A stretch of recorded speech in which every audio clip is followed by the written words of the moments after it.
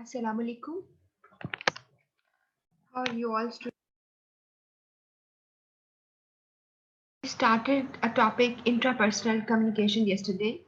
We are going to finish it today. And from the next week, we will do report writing. Perhaps I would see this if it's not any other topic, maybe tomorrow we will do that. So the next topic in order is report writing. So we will complete that topic next week, inshallah. But I will show you from tomorrow all the details of reports. I will make you write how to write, like how to make a report.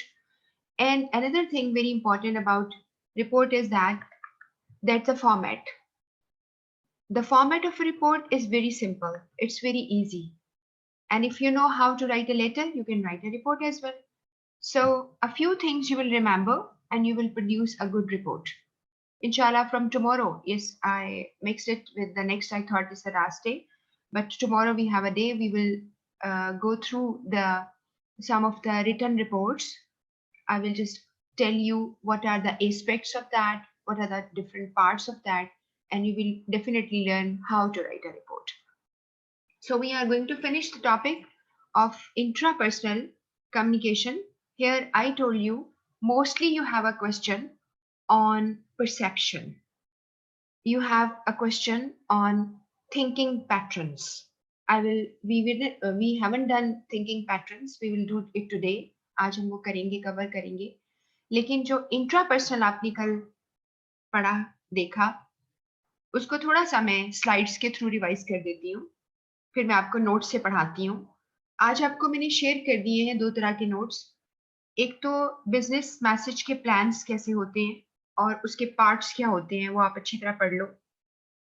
अगर आपको वही material कहीं और भी मिलता है तो वहां से भी पढ़ लो. और इसके अलावा आपको एक और मैंने सेट भेजा है और उस पर भी आपने प्रेजेंटेशन का सेट है, उसको आप रीड करो. ठीक है. And I told you that this is enough, but if you want to read from Kaplan, वहां से भी एक रीडिंग बस कर छोड़ो. और बहुत रेयर होता है कि आपको क्वेश्चंस आए, बहुत कम आते हैं लेकिन आ जाते हैं.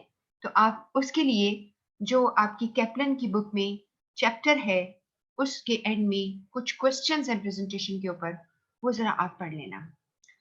कुछ टाइप्स ऑफ स्पीचेस भी होती हैं, वो भी मैं आपको करा दूंगी, जिसमें एक्सटेम्पोर यानी बोलना या प्रॉम्प्टू एक स्टाइल होता है. वो मेरे पास जो मिसलेनियस टॉपिक्स हैं, तब मैं आपको जब कराऊंगी तो मैं आपको गाइड कर दूंगी. ठीक है. तो आज हम ये टॉपिक को कवर करते हैं, intrapersonal when you talk to yourself. और ये बेसिक्स है तमाम कम्युनिकेशन की.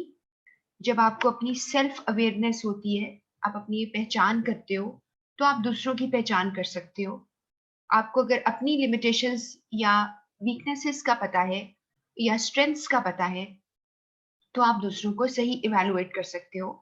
जब आप ऑफिस में काम करते हो, whether you are at the junior position और द सीनियर पोजीशन और एट द मिडिल पोजीशन, जो भी आपकी पोजीशन होती है, जाहिर बात है with the passage of time आपकी करियर ग्रोथ होती है. उसमें बहुत जरूरी है आपको अपना एनालिसिस करना कि मेरे अंदर क्या खूबियां हैं और मेरे अंदर क्या खामियां हैं, ताकि हम अपनी इवेलुएट कर सकें, असेसमेंट अपनी कर सकें क्वालिटीज की, और हमें पता चल जाता है कि हम किस फील्ड में आगे एक्सेल कर सकते हैं. तो ये आपके पास लिखा हुआ है, intrapersonal with in a persons mind, basis of all communication. और आप जो सुनते हैं उसके ऊपर एक रिस्पॉन्स देते हैं. उसके बाद आपको जो चीज मैंने कल सिखाई थी, ये वाली इंपॉर्टेंट जो पार्ट है, वो है इंट्रापर्सनल कम्युनिकेशन के इंग्रेडिएंट्स क्या है. पहले तो आपको तीनों इंग्रेडिएंट्स नजर आ रहे हैं. सेल्फ कॉन्सेप्ट है, परसेप्शन है, एक्सपेक्टेशन है. लेकिन आपको सेल्फ कॉन्सेप्ट को ग्रीन कलर से हाईलाइट किया मैंने और बताया कि सेल्फ कॉन्सेप्ट किन चीजों से बनता है. बेसिकली तीन चीजों से. आपके बिलीव्स जो आपके अंदर के होते हैं, आपकी वैल्यूज, आपके अकदार, आपकी मोरालिटी, आपके रूल्स जिंदगी के, और आपका एटीट्यूड. अब इसको समझाने के लिए मैं आपको एक मिसाल देती हूँ. फॉर इंस्टेंस कि हम में से, आई थिंक मैंने आपको कल ये मिसाल नहीं दी. मिसाल के तौर पर हम ये समझते हैं कि हमारे जो बड़े बुजुर्ग हैं, अगर वो घर में है तो बहुत बरकत है, फॉर इंस्टेंस हम ये समझते हैं, तो this is going to be our belief. उसके लिए हम वैल्यू अटैच ये करते हैं उसके साथ कि हम बड़ों का अदब करते हैं, उनकी बात को रद्द नहीं करते, उनके लिए ओबीडियंटली बिहेव करते हैं। और जो हम बिहेव कर रहे होते हैं ना, वो हमारा एटीट्यूड होता है, लाइक उनका ख्याल करना और उनकी रिस्पेक्ट करना। तो ये तीनों चीजें आपस में लिंक्ड है। एटीट्यूड आपका नजर आता है आपको। मैंने पहले भी आइसबर्ग की मिसाल किसी और जगह पे एग्जांपल दी थी कि आइसबर्ग जो है वो कितना एक बड़ा सा फ्लोटिंग बॉडी आइस की, लेकिन बिल्कुल ऐसे ही जैसे मैंने आपको मिसाल दी थी कि इंसान की पर्सनालिटी 10% ऊपर नजर आती है और 90% छुपी होती है, ऐसे ही जो आप नजर आता है वो आपका एटीट्यूड है। किसी चीज के बारे में आप क्या राय रखते हैं, आप कैसे बिहेव करते हैं, और वो एटीट्यूड का लिंक आपकी वैल्यूज के साथ होता है। आपकी मोरालिटी, आपके अंदर अखलाकियात कैसी है, आप कैसे रूल्स को फॉलो करती हैं। और उसके बाद लास्ट वन एक बिलीफ है आपका, यानी आपका अकीदा। That is going to be the last one जो आपको कंट्रोल करके रखता है। देखो, जो मुस्लिम्स हैं या आप बाकी ले लें, क्रिश्चियनिटी में देख लें या ज्यूज हैं, सारों का कुछ ना कुछ, या इवन हिंदुइज्म में कोई बिलीफ तो है ना उनका, जिसकी बेस पर वो जो कुछ भी करते हैं वो आपको दिखाई देता है। तो बिलीव्स आपके बहुत ही डीप होते हैं और उससे आपकी वैल्यूज बनती हैं। और हमें ये भी डर लगा रहता है कि हमने कुछ ये ना किया तो कहीं हमें नुकसान ना हो जाए, तो एक्चुअली हमारा बिलीफ होता है। अब देखो, इवन जो लोग सुपरस्टिशियस बिलीफ रखते हैं, जैसे हिंदुइज्म में भी है कि वो, जैसे और भी बहुत सी जगहों पे क्या सुनने में आता है कि शाम के वक्त ये ना करो, सुबह के वक्त ये ना करो, ये रंग ना पहनो, ठीक है, इस तरह की चीजें।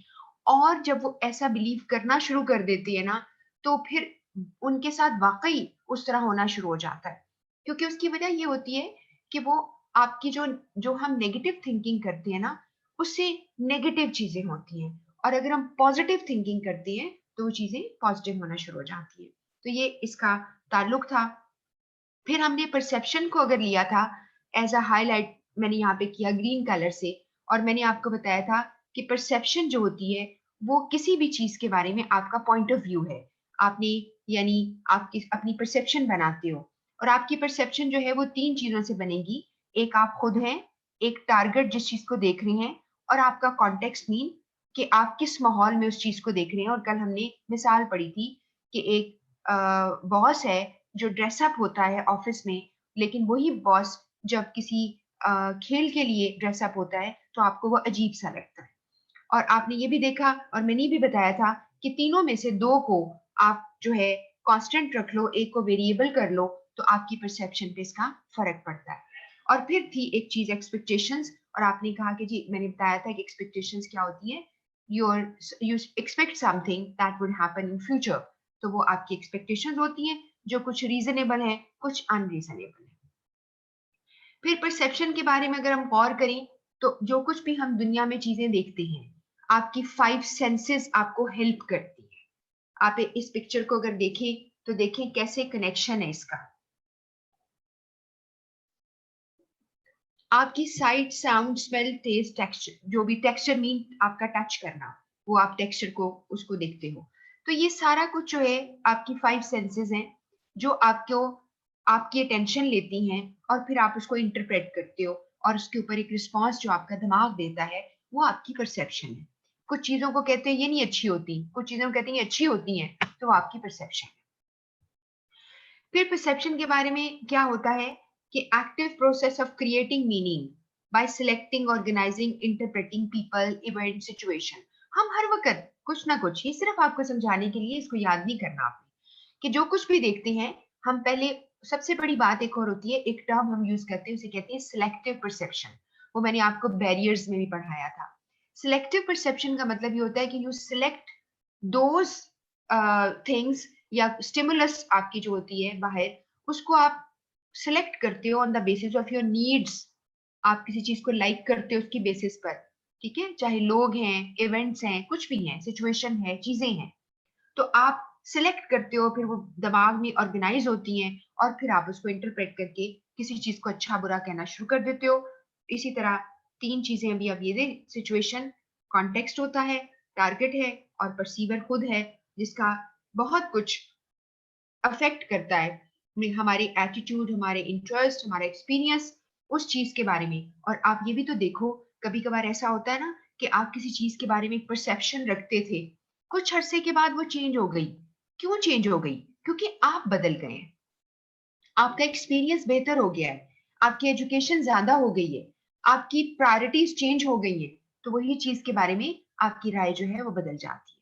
और इसी तरह ही चीजें, सिचुएशन भी वही हो सकती है, चीजें भी वही हो सकती हैं, लेकिन आपकी अपने आप बदल जाता है। इसके अलावा जो चीजें को देखते हैं, जाहिर बात है अगर उनके अंदर कोई क्वालिटी हो वो हमें अट्रैक्ट करती है। जैसे कल कहा था कि बहुत बोलने वाले लोग आपको अट्रैक्ट करते हैं, और करीब कोई चीज पड़ी है वो आप पहले देख लेते हो। जैसे प्रॉक्सिमिटी यहाँ लिखा हुआ है, प्रॉक्सिमिटी में आपके करीब होना।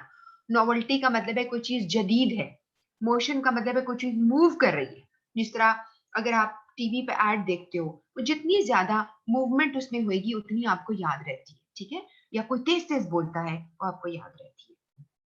इसी तरह ये पिक्चर भी शो कर रही है कि आप अपनी बहुत सारी, हर वक्त आपके अंदर, आपके दिमाग के ऊपर क्या बम्बार्डमेंट हो रही है, किसकी? इंफॉर्मेशन की। वो इंफॉर्मेशन आप प्रोसेस करते हो और उसके मुतालिक अपना कोई पॉइंट ऑफ व्यू बना लेते हो। फिर एक और चीज आपको बतानी है परसेप्शन के बारे में। जो जैसे कि परसेप्शन मैंने आपसे कहा बड़ा इंपॉर्टेंट टॉपिक है, बाजू का तो उसके ऊपर आपको सिनेरियो बेस्ड क्वेश्चन भी आ जाते हैं। तो यहाँ पर ये है कि आप किसी चीज को जो देख रहे होते हो, बाज़ औक़ात वो चीज वैसी नहीं होती, उससे चीज डिफरेंट होती है। जैसे अभी आप देखो कि अगर आपके लाइट थ्रो कर रहे हैं नीचे वाली पिक्चर के ऊपर, तो आप देखते हैं कि किसी को वो स्क्वायर नजर आ रही है, किसी को सर्कल। असल में वो चीज जो है, अगर थ्री डायमेंशनल देखो तो एक बहुत ही सिलेंड्रिकल, एक सिलेंडर की शेप की शक्ल है, लेकिन लाइट की वजह से आपको ऐसी नजर आती है। तो इसका मतलब ये होता है कि चीजें जरूरी नहीं है कि जो आप देख रहे हैं वो ठीक है, आपने उसको फील करना है। और इसीलिए कभी भी ऐसा ना करें। कुछ लोग जैसे कहते हैं कि first impression is the last impression, ठीक है? बाजू का ऐसा नहीं होता कि आप किसी चीज को देखते हैं, जरूरी नहीं कि वो हमेशा ही ऐसी हो या आपने उसको सही परसीव किया। फिर उसके लिए एक पिक्चर है ये, जिसमें कि आप देखते हो कि आपकी परसेप्शन जो है वो कैसे अफेक्ट हो रही है। कि इसमें एक ट्रायंगल आपको नजर आ रहा है सफेद रंग का पिक्चर्स में, जो कि असल में है ही नहीं, एग्जिस्ट ही नहीं करता, सिर्फ तस्वीरों के अंदर जगह छोड़ी गई है। वो जगह जो छोड़ी गई है उससे स्पेस आपको दिखाई दे रही है, तो इसका मतलब है हमारी आंखें भी धोखा खाती हैं। जरूरी नहीं कि जो चीज आप परसीव करते हैं वो वैसे ही हो। अब जैसे यहाँ पर एक बड़ी मशहूर है ये एग्जाम्पल्स, जो कि आमतौर पे साइकोलॉजी वगैरह में भी इसको यूज किया जाता है। एक्सट्रीम लेफ्ट पे देखो तो एक डिजिट नीचे जमीन पे पड़ा है, जिसको एक बंदा 9 कह रहा है और एक 6 कह रहा है। दोनों सच बोल रहे हैं क्योंकि उनको ऐसे ही नजर आ रहा है। उसके बाद अगर दरमियान वाली आप पिक्चर को देखें, तो कुछ लोग हैं जिनको ऐसे लग रहा है कि दरमियान में एक जार है जिसमें हम फ्लावर्स वगैरह रखते हैं, ठीक है? या एक वॉज, या लोग वैज भी इसको बोलते हैं। तो इस और लेकिन अगर आप गौर करेंगे तो दो लड़कों की शक्लें हैं जो आपस में लगता है कि सामने आमने देख रहे हैं। आप में से कुछ लोगों ने फर्स्ट टाइम ही ऐसा देखा होगा कि नहीं, ये तो दो तस्वीर शक्लें हैं एक दूसरे को देख रही हैं। और कुछ लोगों ने सिर्फ ब्लैक चीज को देखा है। इसी तरह आप राइट पे देखो तो आपको या तो एक खातून की इमेज नजर आ रही है, तो या फिर आपको नजर आ रहा है कि एक आदमी है जो कि कोई म्यूजिक बजा रहा है। तो this is how you interpret different things in a different way. फिर आपने एक्सपेक्टेशन आपको बताया कि आप किसी चीज के बारे में अपना एक पॉइंट ऑफ व्यू रखते हैं, यानी आप पॉइंट ऑफ व्यू नहीं, आप किसी चीज के बारे में आपकी क्या होती है एक्सपेक्टेशन कि things would happen that way, future based होती है। फिर आपको पर्सपेक्टिव बताया था, पर्सपेक्टिव के बारे में बताया था कि ये भी आपके पॉइंट ऑफ व्यूज हैं। और कल मैंने आपको मिसाल दी थी कि अगर कोई पर्सन ये समझता है कि टॉय शॉप जो है वो ठीक नहीं होती और टॉयज बच्चों को खराब कर देती है, तो वो उसके लिए टॉय शॉप्स जो हैं बंद हो जानी चाहिए। लेकिन कुछ लोगों का ख्याल है कि नहीं, टॉयज बच्चों को इम्प्रूव करते हैं, उसकी मेंटल ग्रोथ करते हैं। फिर आपने सेल्फ एस्टीम का सुना कि जिनकी सेल्फ एस्टीम हाई होती है उनकी हमेशा जो है वो अपने आप को बहुत ऊंचा देखते हैं, और जिनकी सेल्फ एस्टीम डाउन होती है वो समझते हैं कि हमारी कोई वर्थ नहीं है और हम बिल्कुल ही कभी भी कामयाब नहीं हो सकते। उसके बाद मैंने आपको ये इसमें कुछ बताया, डिफरेंस है, इनसिक्योर फील करते हैं, डिप्रेस्ड रहते हैं, लो सेल्फ एस्टीम वाले। और उसके बाद असर्टिवनेस आपको बताया था कि असर्टिवनेस जो है वो आपने अपने आप को असर्ट करना, अपने आप को मनवाना है। ये आपको कल तक हमने ये चीज देखी थी कि अगर आप असर्टिव हैं तो आप गोल्स अचीव कर पाएंगे, ठीक है। और आप हमेशा ही लोगों को शो करेंगे कि भाई मैं भी कहीं स्टैंड करता हूँ, मेरी भी कोई वैल्यू है। तो ये कल तक का टॉपिक आपने पढ़ा। अब हम चलते हैं नेक्स्ट टॉपिक पर, और उस टॉपिक को पढ़ाने के लिए again I would be moving, यहाँ पर कुछ स्लाइड्स हैं जो मैं आपको पहले दिखा दूं, फिर हम किताब से यानी नोट से पढ़ते हैं जो आपसे रिलेटेड है, सिर्फ वो हम करेंगे इसमें से। जी, एक आज आपने टॉपिक है पढ़ना है, इंट्रापर्सनल के कुछ टॉपिक्स अभी रहते भी हैं, लेकिन आपको एक टॉपिक मैंने आपको नजर आ रहा होगा ये क्या मिस दिखा रही है, तो ये आपको मैंने स्लाइड्स यहाँ पे रखी हैं, मैं अभी आपको ले जाती हूँ टॉपिक पर, फिर हम वापस आके इन स्लाइड्स को देखते हैं, क्योंकि जहाँ रिलेटेड मटेरियल है मैं वहां पे आपको ये दिखाती हूँ। इंट्रापर्सनल कम्युनिकेशन वाला पार्ट है जिसमें आपको कुछ 5-6 क्वेश्चंस आने की होती है आपको। जस्ट अ मोमेंट,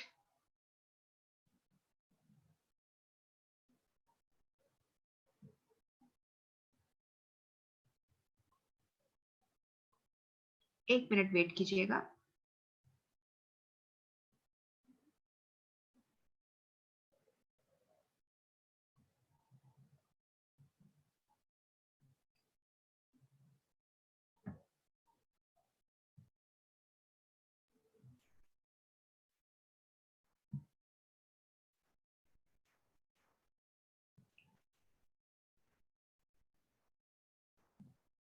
जी, आपका आपको ये स्टार्ट हमने किया था, इसमें सारे टॉपिक्स मैंने रिवाइज कर दिए हैं, और आपने लास्ट जो है फैक्टर्स इन्फ्लुएंसिंग इंटरपर्सनल ये कर लिया था, ये आपको मिल जाएगा और ये कल मैं आपको भेज दूंगी। अब आपने एक नई चीज जो आज सीखनी है आज से सेल्फ असर्टिवनेस के बाद, वो है टाइप्स ऑफ इंटरपर्सनल कम्युनिकेशन, कि हम किन किन शक्लों में अपने आप से बातें करते हैं। ये बहुत इंटरेस्टिंग भी है। इसमें सबसे पहले आप देख रहे हो इंटरनल डायलॉग।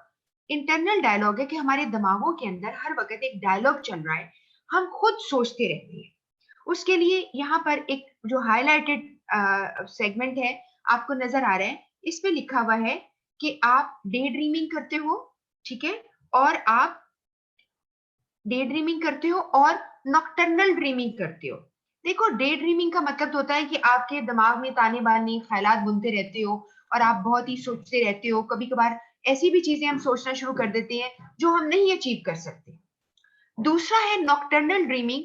जो वर्ड नॉकटर्नल है इसका मतलब आप में से अगर किसी को आता हो तो बहुत अच्छी बात है। नॉकटर्नल का मतलब है everything that is related to night, रात से रिलेटेड। जैसे नॉकटर्नल बर्ड्स होते हैं, रात के वक्त परिंदे जो जागते हैं, जैसे बैट्स हैं, और इसी तरह आउल है, इसी तरह कुछ एनिमल्स हैं जो नॉकटर्नल एनिमल्स हैं, रात को शिकार पकड़ते हैं।